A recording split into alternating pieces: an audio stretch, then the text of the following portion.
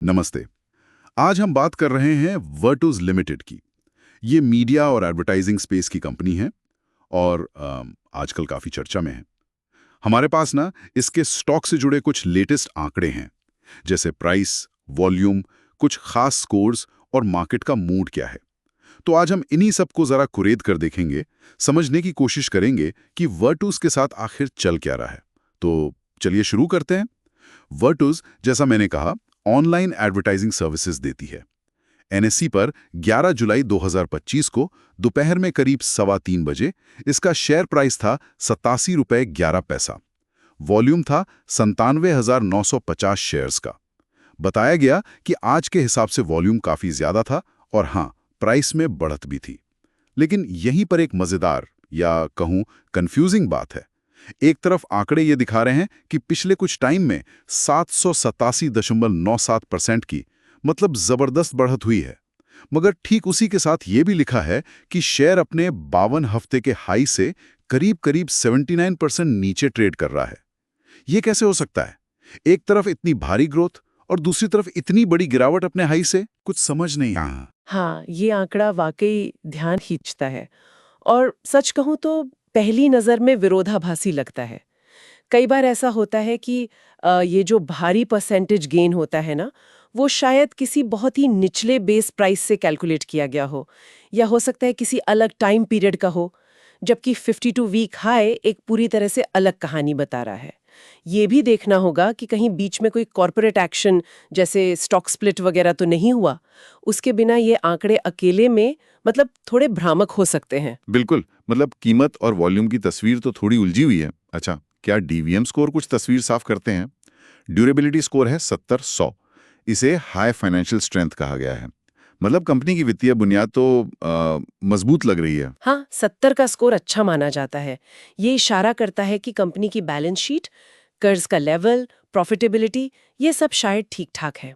पर कहानी यहीं खत्म नहीं होती है ना। सही कहा, क्योंकि अगला स्कोर है वैल्यूएशन स्कोर।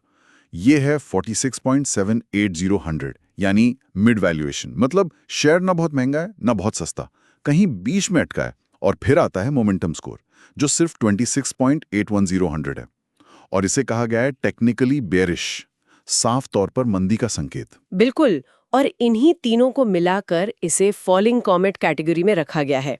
जरा सोचिए, एक टूटता तारा शायद कभी चमकीला रहा हो, पर असल में वो नीचे गिर रहा है। इसका मतलब ये है कि कंपनी की अंदरूनी ताकत यानी ड्यूरेबिलिटी भले ही ठीक ठाक हो, लेकिन शेयर की चाल, उसका मोमेंटम बहुत सुस्त है और प्राइस का ट्रेंड नीचे की तरफ इशारा कर रहा है। ये निवेशकों के लिए एक तरह से खतरे की घंटी हो सकती है।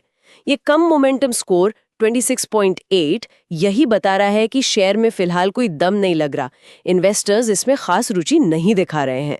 लेकिन वो ड्यूरेबिलिटी स्कोर तो 70 था, जो काफी अच्छा है। तो ये फॉलिंग कॉमेट वाली बात, क्या ये उसके साथ पूरी तरह फिट बैठती है? कहीं ऐसा तो नहीं कि मार्केट अभी कंपनी की फंडामेंटल स्ट्रेंथ को देख ही नहीं रहा और सिर्फ टेक्निकल कमजोरी पर फोकस कर रहा है? ये क्लासिक पहेली है इन्वेस्टर्स के लिए। मजबूत फंडामेंटल्स लेकिन कमजोर मोमेंटम। सवाल यही उठता है, क्या ये एक अनदेखा हीरा है जो सस्ते में मिल रहा है, या फिर ये सच में एक गिरता हुआ चाकू है जिसे पकड़ने में हाथ कट सकता है? और इसका जवाब अक्सर इतना सीधा नहीं होता। हाँ, और इस पहेली को और मुश्किल बनाता है ये फैक्ट कि एनालिस्ट्स का कोई प्राइस टारगेट अवेलेबल नहीं है। मतलब जो बड़े ब्रोकरेज हाउसेज या रिसर्च फर्म्स हैं, उन्होंने कोई राय नहीं दी है कि ये शेयर आगे कहां तक जा सकता है। हाँ, ये अक्सर छोटी कंपनियों या उन कंपनियों के साथ होता है जिन्हें ज्यादा ट्रैक नहीं किया जाता। इससे इन्वेस्टर्स के लिए भरोसेमंद जानकारी जुटाना मुश्किल हो जाता है। और स्वॉट एनालिसिस भी कुछ ऐसी मिलीजुली तस्वीर पेश कर रहा है। 11 स्ट्रेंथ्स हैं पर 13 वीकनेस भी हैं। मौके सिर्फ एक बताए गए हैं और कोई बड़ा थ्रेट नहीं। हाँ, कमजोरियों का पलड़ा भारी होना चिंता की बात तो है, खासकर तब जब एनालिस्ट्स की तरफ से कोई गाइडेंस भी नहीं है। लेकिन यहाँ एक और मजेदार ट्विस्ट है। एक ऑनलाइन पोल हुआ जिसमें 316 लोगों ने वोट किया और उनमें से करीब 78% लोग इसे खरीदने की सलाह दे रहे हैं। सिर्फ 13% बेचने और करीब 9.5% होल्ड करने को कह रहे हैं। अरे वाह, ये तो दिलचस्प है। तो ये कुछ ऐसा हो गया कि टेक्निकल एनालिसिस, स्वॉट, कम मोमेंटम, ये सब कह रहे हैं कि सेहत ठीक नहीं है, लेकिन आम निवेशक यानी जनता का मूड खरीदने का है। ये दिखाता है कि रिटेल इन्वेस्टर्स की भावना कई बार टेक्निकल और फंडामेंटल एनालिसिस से बिल्कुल अलग दिशा में जा सकती हैं। हो सकता है लोग किसी फ्यूचर प्रोस्पेक्ट पे बेट लगा रहे हों जो अभी आंकड़ों में नहीं दिख रहा, या शायद वो सिर्फ कीमत में आई गिरावट को एक बाइंग अपॉर्चुनिटी समझ रहे हों। ये कंफ्यूजिंग है, एक तरफ भारी उछाल का दावा, दूसरी तरफ 52 वीक हाई से बड़ी गिरावट। डीवीएम स्कोर्स मिले जुले हैं, फंडामेंटल्स ठीक ठाक, पर मोमेंटम बहुत खराब, फॉलिंग कॉमेट। स्वॉट में कमजोरियां ज्यादा, एनालिस्ट चुप हैं, लेकिन आम जनता में खरीदने का मूड है। बिल्कुल। और यहीं से हमारे लिए एक सोचने का बिंदु निकलता है। अगर ड्यूरेबिलिटी स्कोर मजबूत है पर मोमेंटम मंद है, एनालिस्ट